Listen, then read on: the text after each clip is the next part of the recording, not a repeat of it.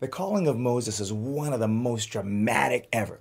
I don't know about you, but I gotta admit that there's been times in my life, all right, most of the time in my life, that I've wanted a bush to burn in front of me too, and for God to clearly reveal his purpose for my life. How about you? You ever wish that God would speak to you like that? Wish that he would lead you and give you your calling the way he did to Moses? I'm going to tell you right now that God doesn't usually repeat. So if you're waiting for a bush to burn before you do something for God, you're going to be waiting on that couch for a long time. But, and this is important, there is something like that burning bush for each of us that helps to illuminate and reveal God's calling in our lives. Let's look at Moses' fire first, and then I'll share two things that should be burning for you. One day, while Moses was out shepherding a flock of sheep, an angel of the Lord appeared to him in a burning bush.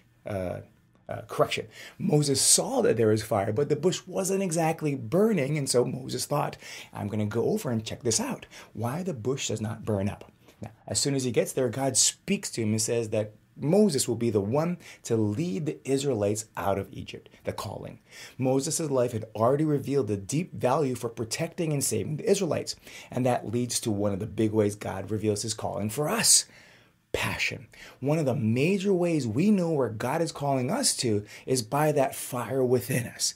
God created you differently than everyone else. You have certain things on the inside that ignite when it's related to your calling. When you're operating in alignment with what God created you for, it energizes you. It may be the most difficult and exhausting work, but when you lay down to sleep at night, you're filled up. You're fulfilled.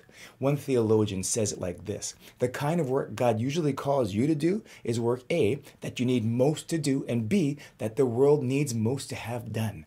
The place God calls you to is the place where your deep gladness and the world's deep hunger meet.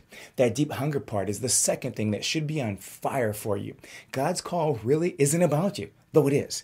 It's about how and who you've been created to serve.